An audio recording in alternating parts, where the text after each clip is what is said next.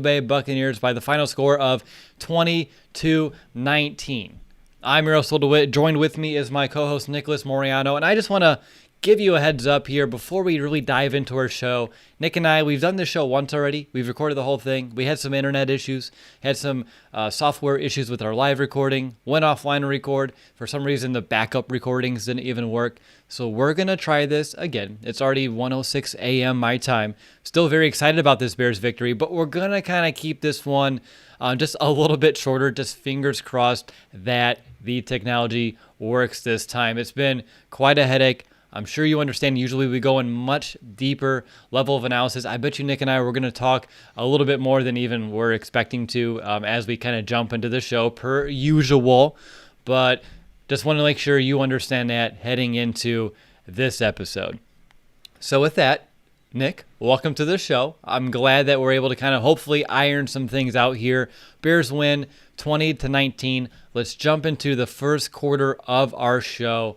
And honestly, I don't need initial perceptions. We talked about this once, and they'll get to it as we go throughout the show. So what's going to be your Miller Lite monster moment? Yeah, so what I said initially for the first one is something that you glance over is really that first touchdown drive. There's a 3rd and 12 play. There's a neutral zone infraction that happens. Basically what happens for the Bears, they're able to sustain that drive, eventually get that first touchdown of the game, get that first rushing touchdown of the season with David Montgomery. Initially, you don't think that's a big significant play, but that did lead to the Bears to score. They obviously score in the next drive as well. So that was my monster moment, but I know yours is way more impactful, I would say.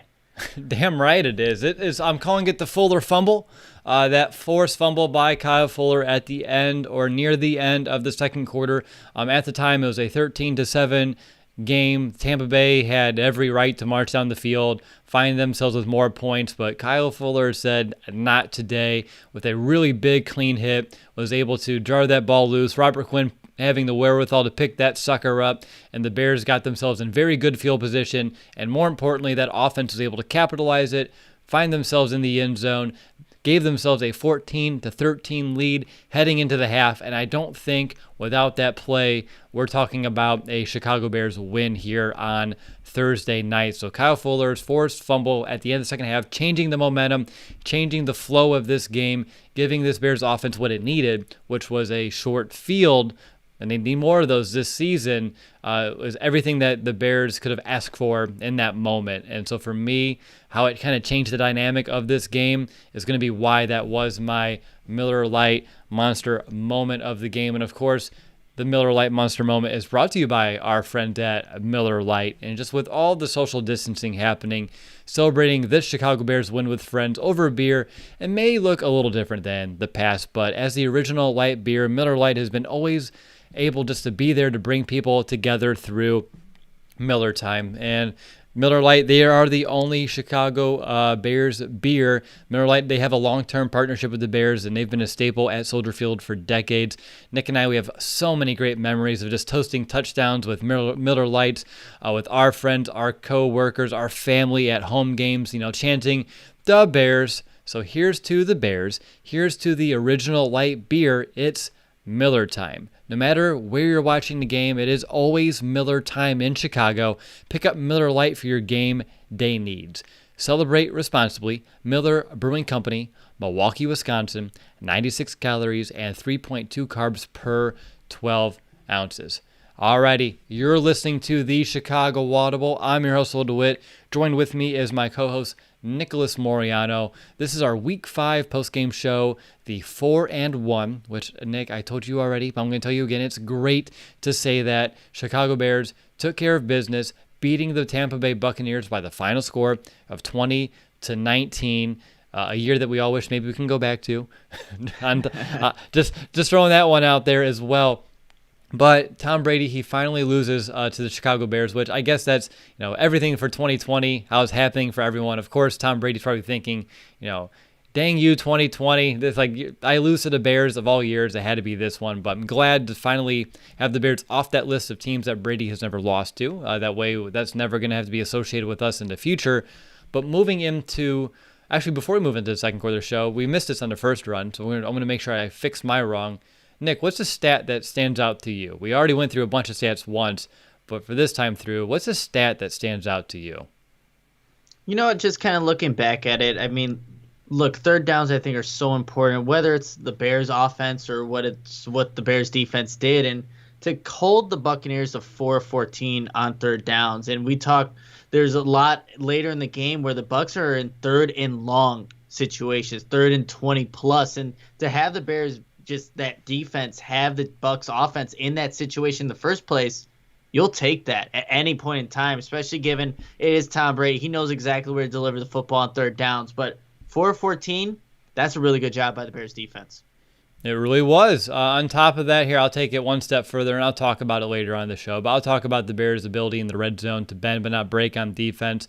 They only allowed the Buccaneers inside the red zone 3 times. And for a Bears defense that's been allowing teams there about 4 times per game, that is a win in its own right. But more importantly, it's what the Bears did once they were in the red zone, and that is keeping Tampa Bay out of the end zone there. I may have said end zone twice. I meant red zone the first time. I'm sure you understand it is a little late here, but 1 of 3 in the red zone. The Bears were able to hold tight there, force them into field goals. Khalil Mack coming up with some big plays down there. The pass rush getting dialed up. Tight coverage there in the condensed area of the field. And Nick, if even one of those red zone trips, one additional, ended up in a touchdown, I don't think the Bears find a way to win this game. It took everything they can just to muster 20 points tonight. So the Bears had to keep this game as low scoring as possible, and their ability to stand up in the red zone like they have all season. That was something I circled entering this game.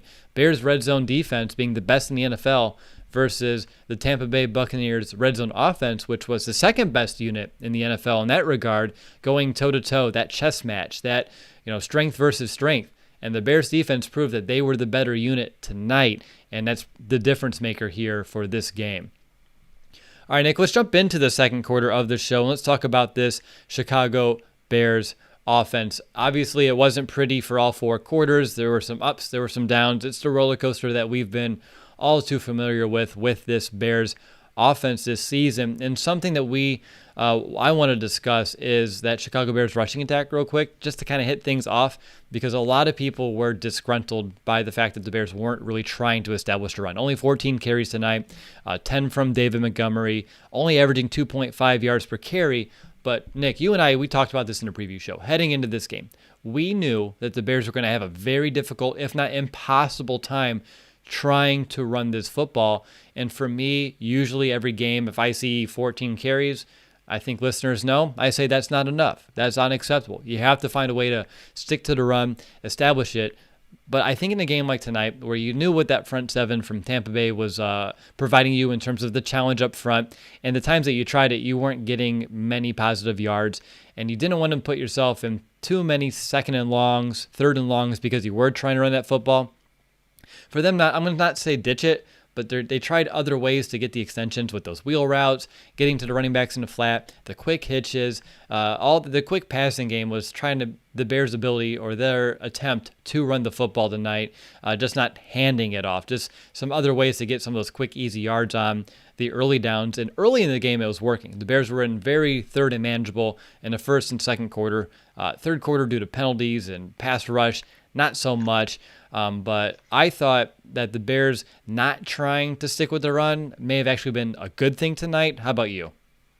Yeah, it was an interesting approach by Matt Nagy, because I think he, in a way, kind of admitted defeat. Hey, they are going to stop the run, so let me find alternative ways to get my running backs a football.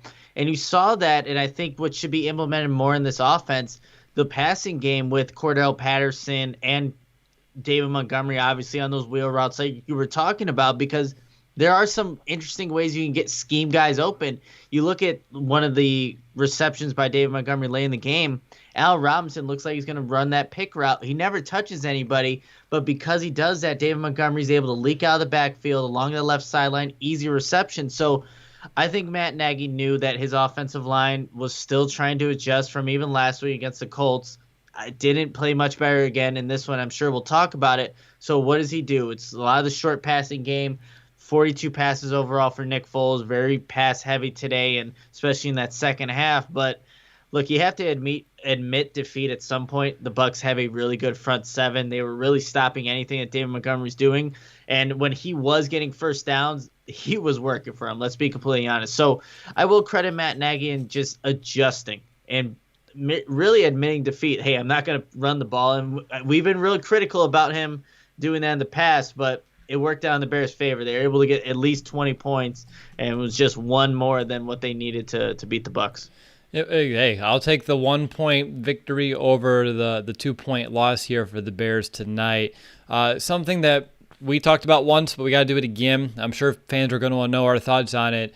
Was on that final drive for the Bears offense, that second down when they took that deep shot to Allen Robinson along the sidelines, and instead of running it, forcing Tampa to kill their last time out, and then afterwards killing some more of that clock. With my trust issues that I have with kickers, I don't mind, in theory, going for the kill shot there, getting yourselves in pretty much right inside I think it was like around the 15 or so, right about there if he would have came down with that catch. But my problem is that ball to Allen Robinson, that jump ball, that fade route, that back shoulder throw, it hasn't worked this season. Those are usually called 50-50 balls, and right now they seem more like 20-80, with the 80% going to the defense this season. Robinson's just not being able to corral those to the degree that we've seen in the past, and I don't know if I like the call for that reason, but in theory I like the aggressive mentality to try to put the game away, get Tom Brady off the field and just give him no shot whatsoever instead of knowing he would have had 30, 40 seconds to come back regardless. What are your thoughts on that play? Yeah, given what was on the other side, if the Bears don't or leave too much time on the clock, there's Tom Brady waiting there. So, and like you mentioned, that's a play that Nick Foles and Allen Robinson are still trying to work on. So, and I could see why Matt Nagy did it. He did have the hot hand, 10 receptions for 90 yards. He was beating consistently Carlton Davis throughout the game, and to do it though at that timestamp, and obviously trying to move closer for the field goal. I just look, Tom Brady's been in that situation so many times before. Give him any amount of time, he'll find a way to move his offense down the field. So I get his mindset. I just didn't completely agree with it. But, hey, it all worked out. It all worked out in the Bears' favor in the end there. But I would like to have seen maybe, hey, just kind of run out the clock as much as you can and not throw up a 58, maybe 80-20 ball to Allen Robinson, because he hasn't been able to come down with those one-on-one catches for a majority of this season. I get it, and there are two ways to look at it, and I'm one, at least today, felt like, you know what, if you can find a way to take the ball completely out of Brady's hands, great, because even if it was a minute and 13 seconds or 40 seconds, you know he can work his magic one way or the other. Luckily, he didn't have it tonight, or at least he probably thought he did if he could have had one more down, because he thought I told you earlier, it's late, he's old, he's used to Eastern time zone as it is, so it's 1 hour later for him than most Chicagoans and their time zone. So I'm sure you just get a little disorientated when you're getting up in age like he did. Something that does concern us was the offensive line play, particularly in pass protection. We're concerned with the offensive line because of James Daniels exiting that game, which sounds like it's going to be a pectoral injury. We got to keep tabs on that because they already lost Tariq Cohen. You lost a dynamic playmaker, and if you lose someone that is as consistent as James Daniels is in terms of being available each and every week, someone that you're investing a lot of draft capital in, and you're hoping you can continue to elevate his game and evolve to be one of the better guards in the league, to lose him and have to place in an Alex Bars, an undrafted free agent kid. I know he had a lot of talent, and the need took him out of the draft stock, but he struggled tonight. And I know you can't expect him to jump in and be great, but I feel like I see that almost every Sunday with some team. Like, here comes random Joe Schmo off the street to play line, and look at him, he's doing great. But, Bars, he did struggle tonight.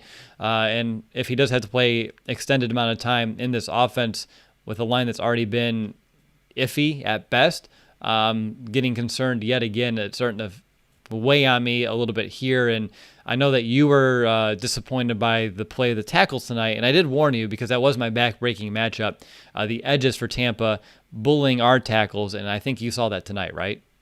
Yeah, it was just consistent. It's like on almost every other throw, Nick Foles was getting hit, and obviously we know he's a guy that sustained a bunch of injuries throughout his career, so you can't have that, but just too much consistent pressure given up by Charles Leno Jr., Bobby Massey, and now we really got to see, because Mike Garafolo from NFL Network tweeted out that the Bears are fearing that, well, one, James Daniels is undergoing an MRI on his pec, but a source has already told him that they feared season-ending injury. And if that's the case for James Daniels, you already mentioned it, Will, this offensive line has been kind of taking a downward trend ever since probably week 3 against the Atlanta Falcons. Not having James Daniels is not going to make you a better offensive line. And putting Alex Bars, who you mentioned already struggled, it's not going to make you better. So that's going to be a worry. And we know, like I just mentioned, Nick Foles hasn't been the most stable in terms of being healthy, and having a less adequate line in front of him, it's not going to help him stay upright. So definitely something to look forward to. They didn't do their job, I think, for the most part today. Maybe they did just enough on a few drives and a few plays that counted, but Nick Foles ended up on the ground, hit way too many times for my liking. Yeah, there were drives that it felt like every time he would drop back to pass, there was pressure in his face. He was getting hit. I guess that maybe happens when you only run the ball 14 times because it gets super predictable. So let's kind of keep that into consideration here too. When we are looking at this offense in general, they did struggle on third down again, only 30% tonight, 3 of 10. What I liked, though, is early on in the game, they did a good job of avoiding third down. I think the Buccaneers had about 8 third down attempts compared to the Bears, like 3 around the end of the first half, and they ran about the same amount of plays. The Bears just did a good job of avoiding third down early on in this game. Second half, that narrative changed a little bit. They got lucky as well with 2 first downs gained from penalties. You're looking at a defensive pass interference on Allen Robinson on the underthrown football, and then a potentially generous pass interference penalty. Roughing the passer penalty as well late in this game. So luckily, we had some calls that went our way. Third down is going to be something that needs to continue to be a focus for this Bears offense to find a way to succeed on them. And something else that I didn't like, Nick, was late in this game when they were getting themselves going backwards due to like some holdings and letting up some early down sacks. It didn't feel like they wanted to push the ball downfield and at least try to put themselves in a position to have a third and manageable. It was like 2nd and 20, and they're okay with throwing it a little 3-yard hitch. And to me, that still rubs me the wrong way. You need to find a way to get at least 8 to 10 yards to put yourself in third and somewhat manageable. 3rd and 17, you have no shot. I mean, you have a very small chance, but at least I would love 3rd and 10 over a 3rd and 18, but they're kind of accepting that in a game where I don't know if they're just trying to play the field position game, punt it, and try again because they trust that defense, but you would still at least, in my mind, what's the harm of at least trying to get 10 yards on that 2nd and 20?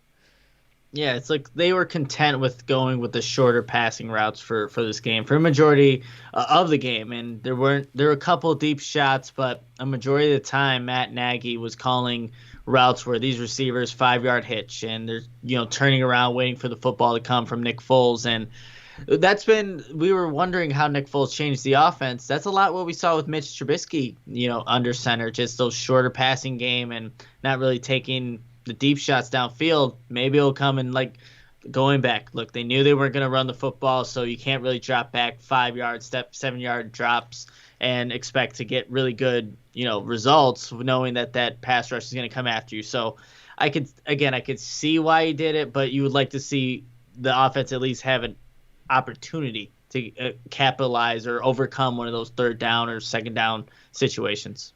At least have the aggressive mentality to give yourself a chance is what I'm hoping for. Real quick, we'll get back to the offense. I did see someone here in the chat, Jackson Bitzer, want to know, hey, how can I support you guys? Love when I see that question. Got to make sure we answer that. On Venmo, you can give us any donation that feels acceptable. At the Chicago Audible is the user. You'll see our logo as well as Nicholas Moriano's name. And then if you don't have Venmo, hit us up on PayPal at www.chicagoaudible.com/PayPal. I saw a few people in the chat mentioning our old Patreon. I got to update that thing. It has our old branding that I'm not allowed to say here on the show. So that's how you can support our show. And for you listening, it's not just for the YouTube comments. You can definitely feel free to support us as well after we're recording our post-game show for the second time. It's 1:30 in the morning my time. We're putting in the dedication here for you because we do care and we love our consistency, and we'll give you every ounce of the effort and energy that we have left here in the tank. But getting back to this offense, Nick Foles, up and down roller coaster, just like the rest of the offense. You want to see more even keel. The word tonight that everyone seemed to be using was streaky, which was accurate. Ideally, you're not so streaky. I understand you can get hot and cold, maybe we can find a way for him to get hot, and then like his floor is like a lukewarm. That wouldn't be bad. Wouldn't mind something along those lines. But what I liked tonight was, you talked about the wheel routes already, but you're talking about him as a running back, how you like him. But the quarterback executed those to perfection as well, allowing the pressure to get right in his face, sucking up the defense, but also with how Tampa was playing their man coverage and they're sending in blitzers. There's someone free, and usually they're like, yo, they don't have Tariq Cohen, so let's go ahead and let the running back be that guy who we don't pick up. And Montgomery kind of holds in, or if it's Patterson, and then they kind of leak out in that wheel route, and it's wide open. They have everyone running vert, so the defenders are already like 10, 15 yards away from the play. Easy picking. And then whenever they're in the position, Foles with the touch to kind of lob it in there and set it right where it needs to go is something that does impress me, because I haven't seen that from a Bears quarterback in quite some time, to put those balls in a position with guys around him with touch, instead of like Mitch, where he just has that one level throw that's always on that same trajectory. Foles' ability to put different lofts on the ball, to drop it into different pockets, was really impressive tonight. What about you? Anything about this Nick Foles that you wanted to mention here? Yeah, I guess I'll highlight maybe some of the plays that he did miss. You look at the very first drive, a design rollout that's schemed up to perfection by Matt Nagy, and having Allen Robinson be the recipient of a third down pass, and Nick Foles just airmails one of the passes there. And comes back to that word that you mentioned earlier, Will, being streaky. And then it's the deep pass to Darnell Mooney, who runs a post corner. We've seen Nick Foles make passes under pressure with a guy in his face. Look what he did, run to the L for Anthony Miller in the game against Atlanta. This one was kind of similar, where there's pressure, but I don't know if it's just a miscue of Darnell Mooney kind of coming off his route a little bit because he stumbles a bit, or Nick Foles just being off in just his accuracy. So there's that streaky word that comes up. We would like to see him, especially being a veteran, knowing this offense, be more consistent, because that's what really honestly got Mitch Trubisky benched. He missed easy throws, those gimme throws, wasn't accurate on the deep ball. But we want to see, Nick Foles get more consistent in that area. But look, they're also like the passes like to Jimmy Graham, that beautiful one-handed catch where Nick Foles puts in that spot because it's away from the defender, and you're just using a guy that's 6'6", 6'7" to use his big frame to get that ball and just get one hand on it. That was an incredible play, incredible ball placement. But you see the ups and downs with Nick Foles. If we can get that a little bit more even keel, I think the Bears offense will be in obviously a much better position than they were just a few weeks ago. Yeah, there's no excuse to miss a third down like he did to Allen Robinson. That nice, easy play early on. That deep miss to Darnell Mooney as well is something that I'm sure everyone wishes that they can have back. But luckily, I think that kind of ignited a spark in Foles, because it was after that miss to Mooney, that next drive where he came in, he was like 7 of 8, 60-some-odd yards, hitting multiple receivers and ending up in that touchdown that we just mentioned. And that ball to Jimmy Graham's great. You see the defender with the inside leverage, like you said, throwing it to the back shoulder, and Graham with his basketball background, great red zone threat. I can't believe that the Packers going to utilize him in that regard. It seems like the Bears know how to use him, though, and they told us all offseason they had a plan for him, and they knew why they wanted him, and we were all a little confused. And I'm glad that offseason we talked ourselves into it, because I'm starting to see what the Bears were seeing here too, and that red zone threat is real. His 4 touchdowns now in the red zone are tied for the NFL's most, I believe. Or Mike Evans got 1 tonight, so he may have 5, and Graham may have 4 now. I'll have to double-check the numbers, but either way, he's up there, so be proud of that fact.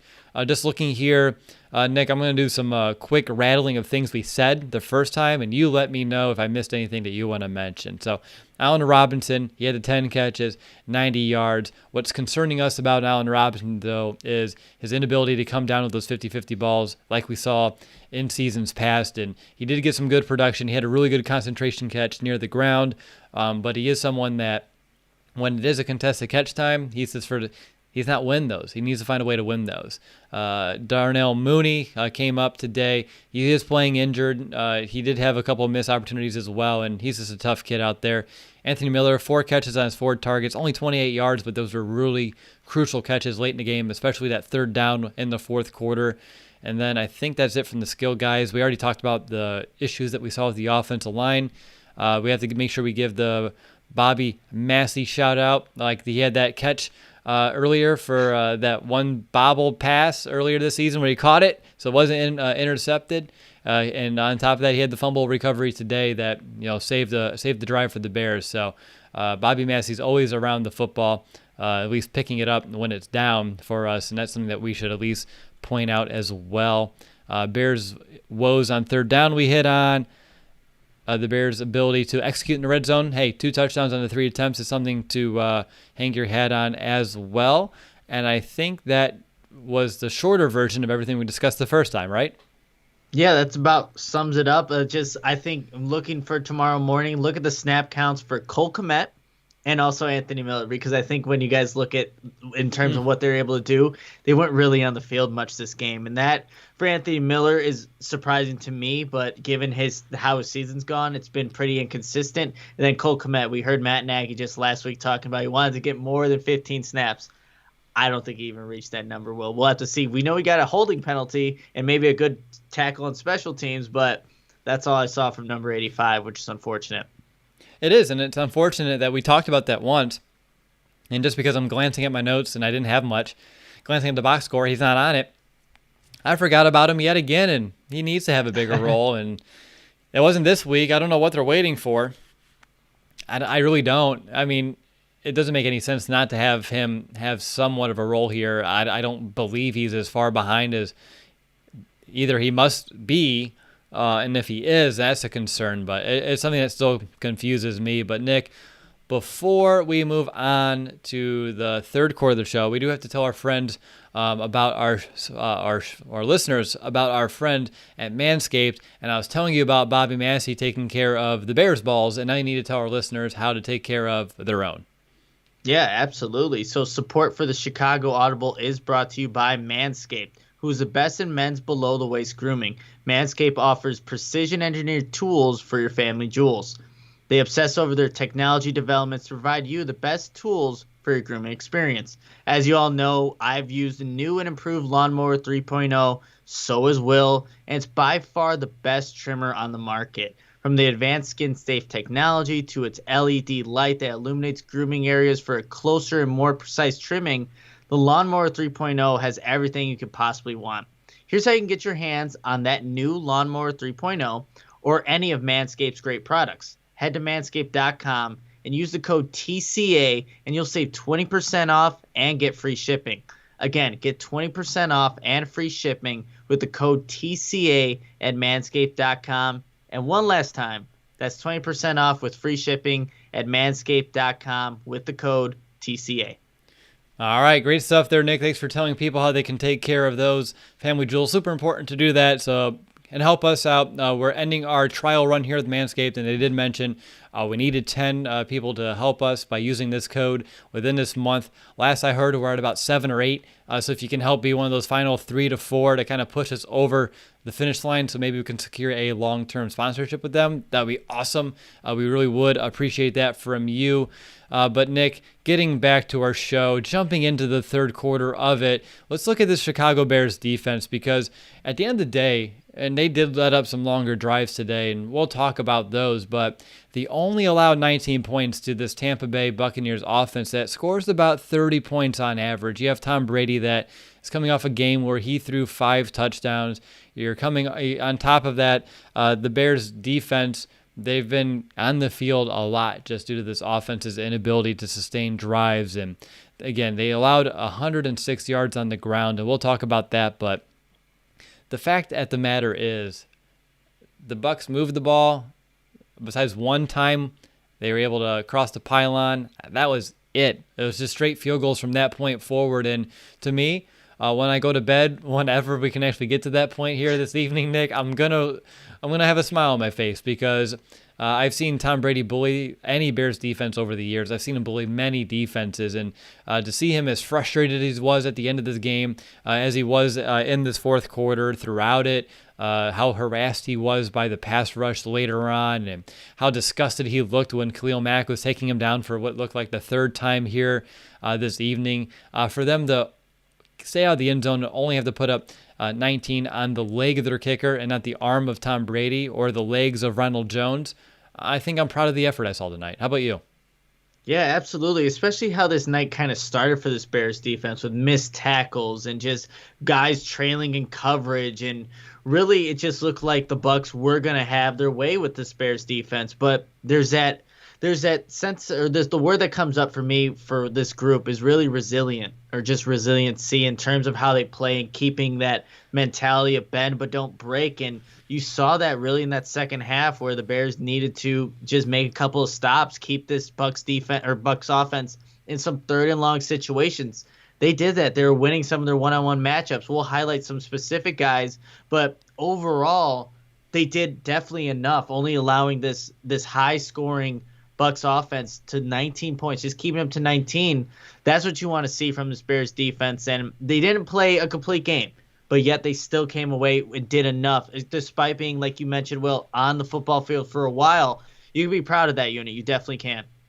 Yeah, I mean, the time of possession came out about even. It just felt like the Bucs were able to sustain longer drives, primarily due to the fact that they're able to run the ball really well. 6.2 yards per carry tonight. Ronald Jones finished on 17 carries at 106 yards, including that 37-yarder right up the gut. And Nick, in our preview show, I was very weary of this because Ronald Jones, I mentioned, he's a true between the tackles type of back that can really make you pay. And we've seen the Bears, even leading into this week, allow a decent amount of easy runs up the gut. And tonight, I think I counted at least 4 to 5 where not just the Roquan missed tackles or anything like that, but just plays that they were able to seal off, get a good block due to the missing nose, getting into the second level, and just Ronald Jones going, making one man miss, and he's 10, 12 yards down the field in the blink of an eye. And it's just easy yards that you don't want to see this Bears defense give up on a weekly basis. Tonight we can live with it because they were able to hold true at the end. But also I feel like if the Buccaneers would have got, maybe stuck to the run a little bit more once they got to the red zone, it could have been a different story as well. I'm glad they didn't want to try that too often. But tonight, what were your thoughts on the Bears' run defense? I knew we knew it was going to be a test. I don't know if we expected 106 yards on 17 carries, but the damage was minimal on the scoreboard. But what's just your thoughts on it in general? Yeah, it's a lot what I think we've been seeing all this entire season, really, where running backs are having their way up the middle, especially given that there's not much resistance there. It's a kind of a soft interior for this Bears defense, and it's been an issue that we know about, and the Buccaneers were able to exploit it, get some big runs with Ronald Jones, and we talked about that in the preview. So it wasn't a surprise. It's just you don't like seeing it, obviously, and it doesn't help when you have defensive, guys with like Roquan Smith missing tackles, and then Eddie Jackson get his ankles broken coming down to try and make a tackle on Ronald Jones. So you can't have that, and then that just adds to why maybe it looked worse than – well, no, it was actually pretty bad in the rushing end, so I won't say it wasn't worse than what it was perceived. But overall, though, when it came to the third and fourth quarters, you see what the points that equated from maybe these big rushes, 3 points in the third quarter for the Tampa Bay Buccaneers, 3 in the fourth, and that was it. So despite them giving up these big runs on the scoreboard where it counts the most, the Bears did their job.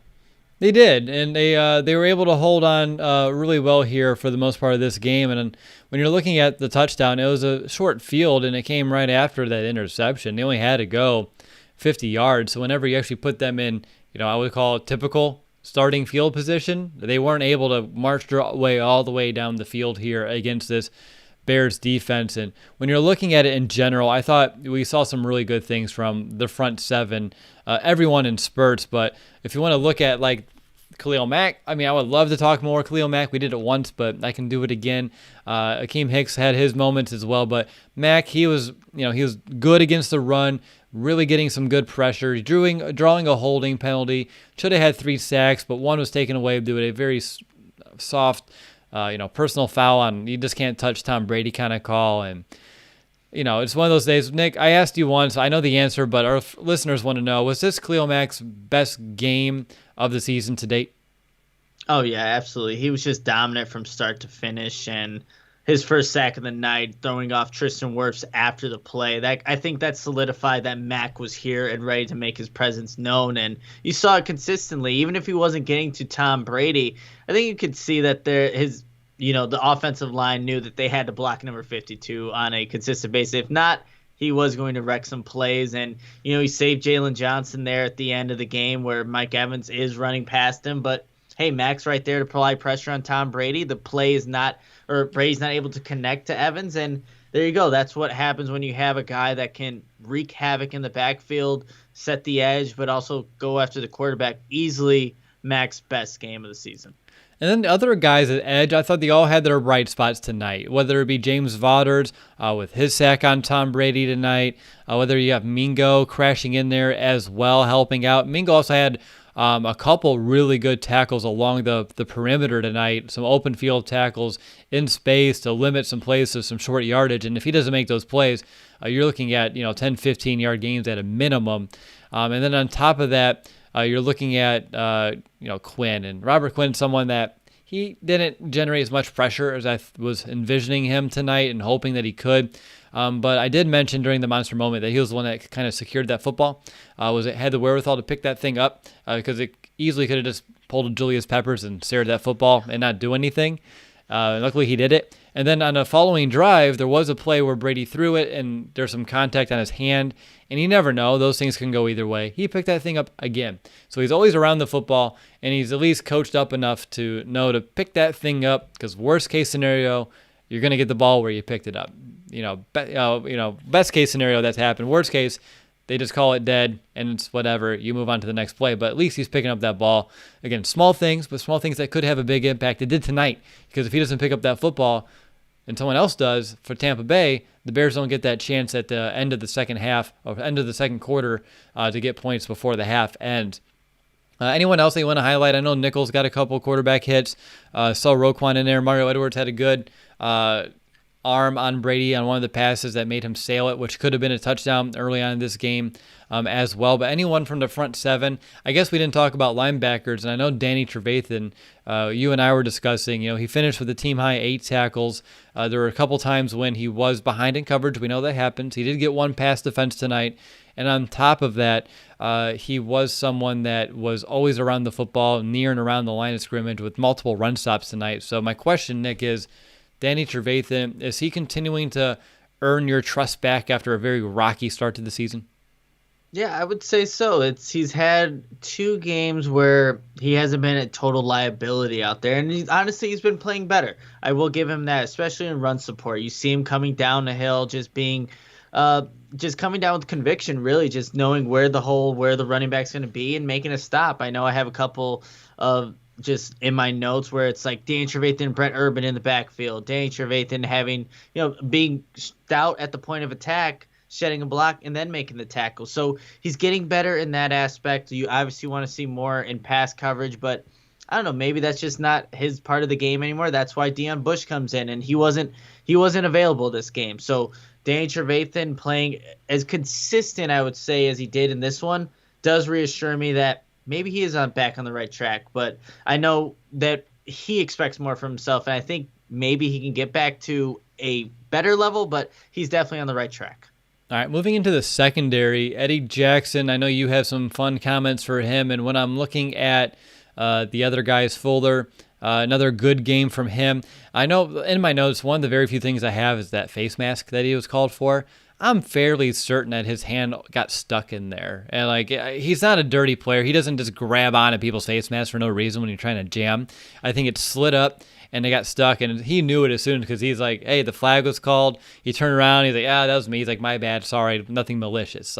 It's just one of those things. It'll happen sometimes. On the other side, Jaylen Johnson, there were a few times when Tom Brady made him look like a rookie, but there are also some times where he was in some really darn good coverage as well, and that's something that I'm very proud of Jaylen Johnson. Again, he's only now played 5 games at the pro level, and every corner is going to have it up and down throughout most games, and he has that next play mentality. He's able to have that short memory, move on to the next one, and not let a mistake or a lapse of coverage kind of rattle him. And we've seen corners in Chicago where it does, and they get picked on continuously. But Johnson turns that into motivation, and he's able to step back into and get back to what he does best, and that is just taking guys completely out of the equation. And very proud of his game overall today. Again, nothing crazy on the stat sheet, only the 2 tackles, no passes defense. But again, his impact was bigger than what you see there. and I have to talk about a safety. But before I do, what are your thoughts on Eddie Jackson? Yeah, Eddie Jackson. I mean, look, the play that I mentioned earlier, where he's coming down and run support, where he's been struggling now for the past 2 weeks, and you could put this one on there too, where Ronald Jones just makes one cut, and I think Eddie Jackson went one way, his ankles went the other way, and that's not never a good situation to be in. But he's still, like, there was a play where Tom Brady airmails a throw over Mike Evans, but had that been more accurate, I don't know if maybe Tom Brady deliberately did that, but Eddie Jackson's right there. That's easily a pick for him, just knowing who he is and the ball skills that he has. So, yes, I harped on him for the missed tackle and for someone should go find his ankles, but he was also in position to make an interception had that ball been thrown a little bit better by Tom Brady. And there was one, too, later in the game when he's going in for the big hit right in the middle where the receiver's sitting in front of him.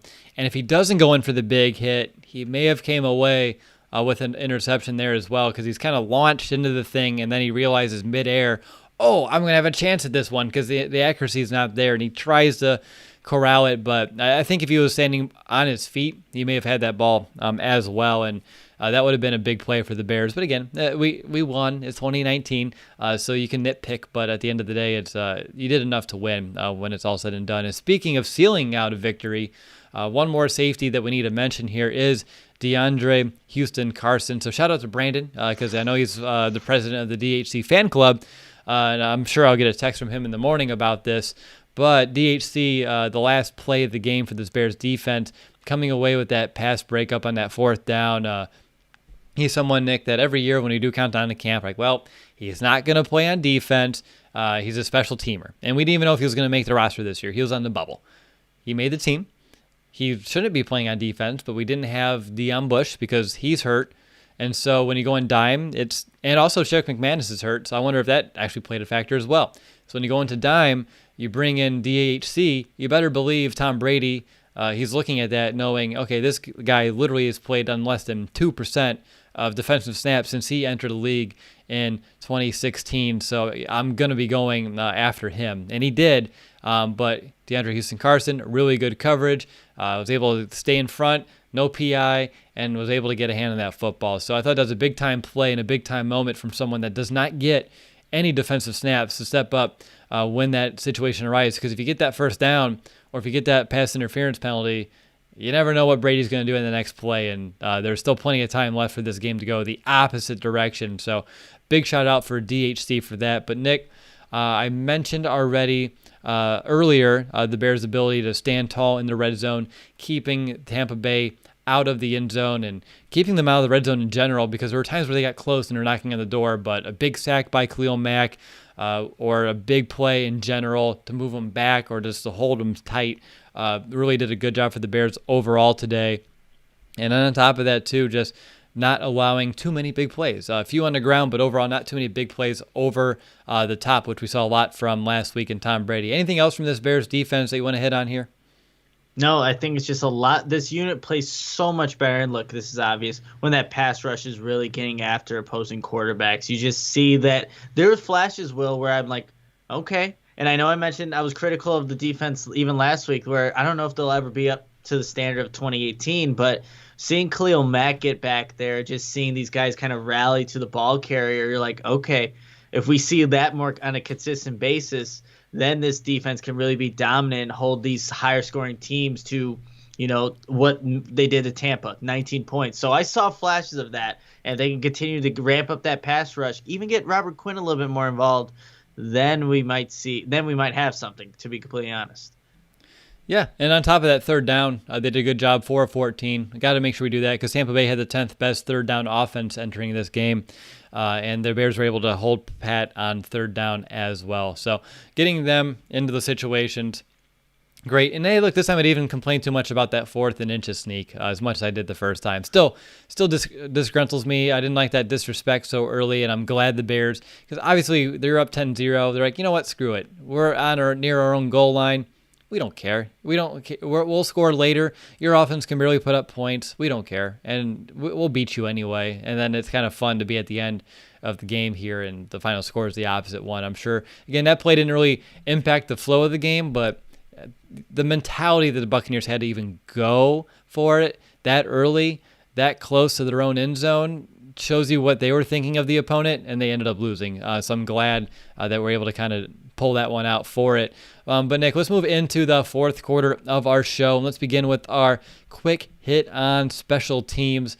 Cordero Patterson, 2 returns today of 40 or more yards. Then they decided not to kick to him. And, of course, Santos as well coming up big with a couple of fourth quarter kicks. Anything on special teams that you wanted to mention? I know penalties seem to still be a bugaboo for this third unit.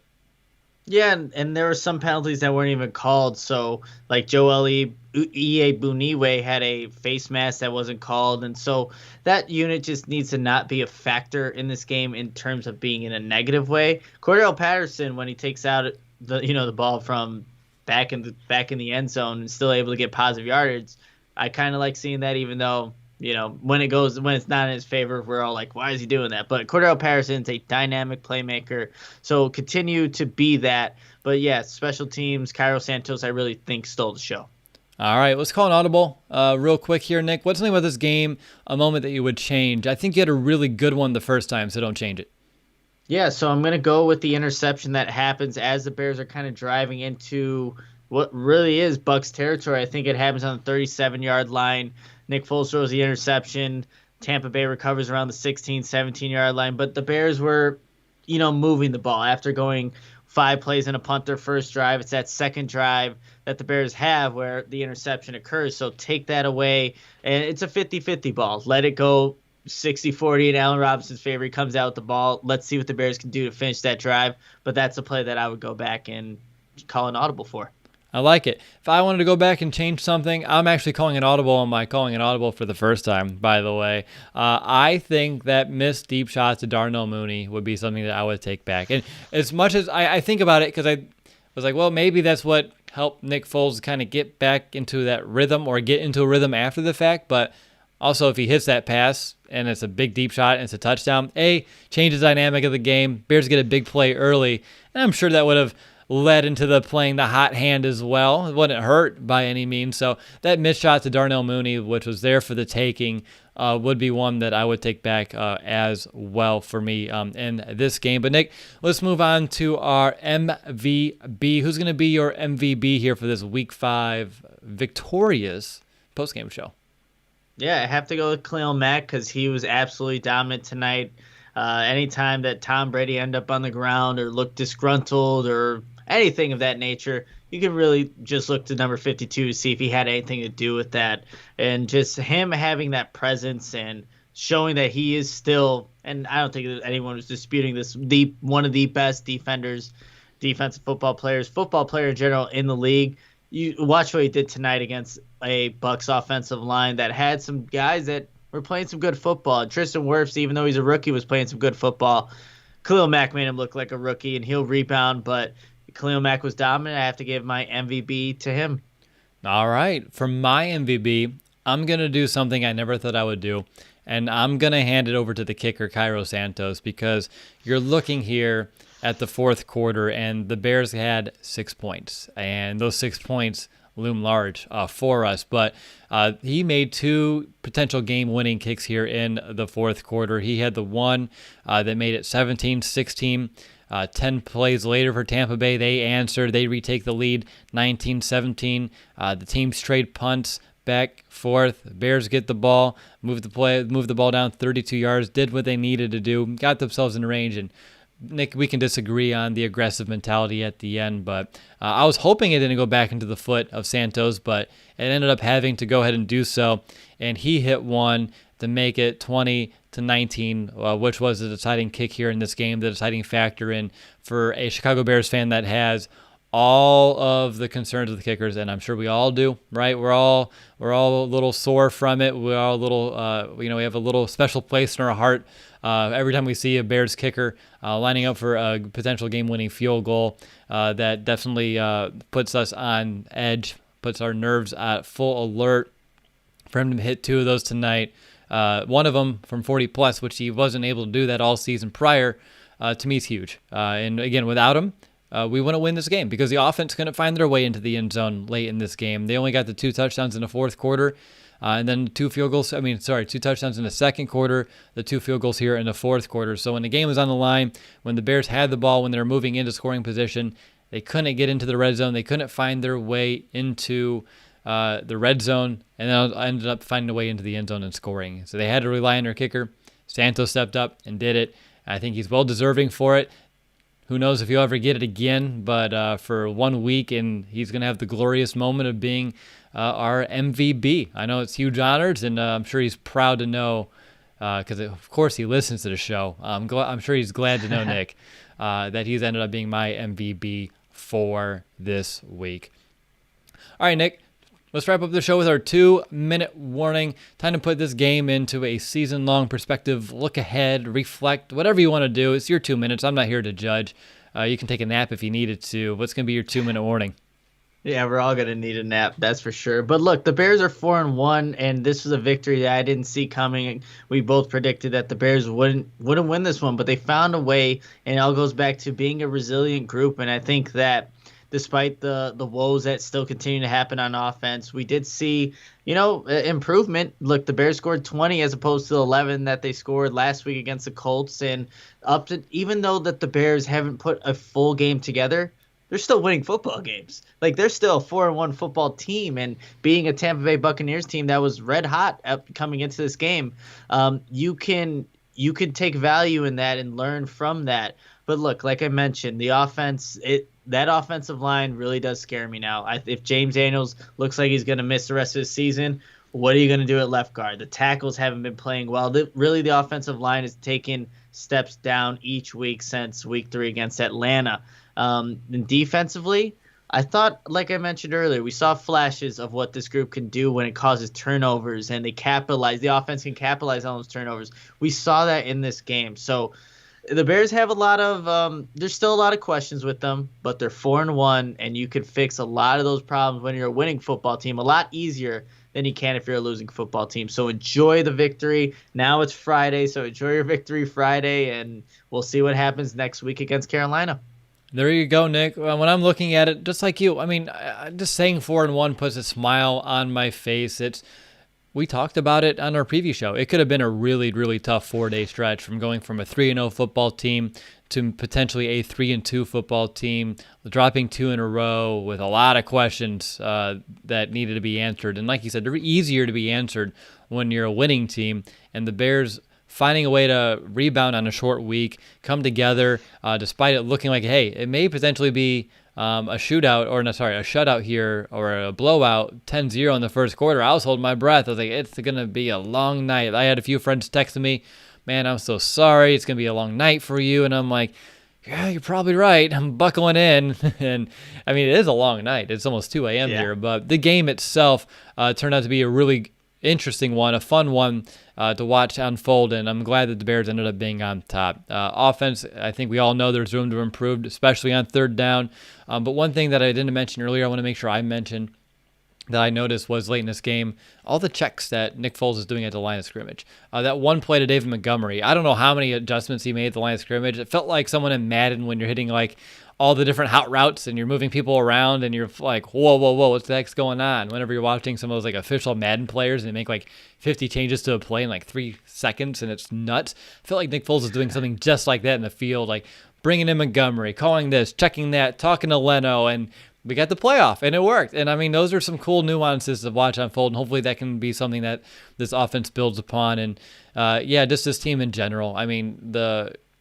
The gonads that they have, Nick. We have Manscaped as a sponsor. I'll say it. The balls that they have to go out here and just find ways to win games that they're behind in is just incredible. Again, it's not pretty, but it's awesome. We've seen plenty of Bears games go the opposite way that are close, and we're seeing them go and tilt the other way. And there is a time when you have to say good football teams win these close games. Now, we'll see what good means here in 2020 for this Bears team, but as of right now, 4-1, beating the Buccaneers, which we said the Colts game was a benchmark, and it was.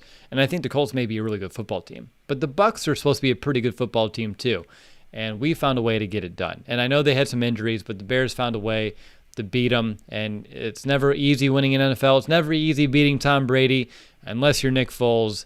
And then you say, who's your daddy? And then we move on and we call that a post-game show. All right. Hey, first of all, YouTubers, thank you so much for the patience tonight. Sorry for the technical issues that we had.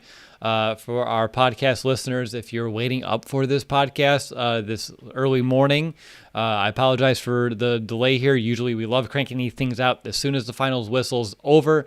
We did that once. We did a whole hour and 18-minute recording.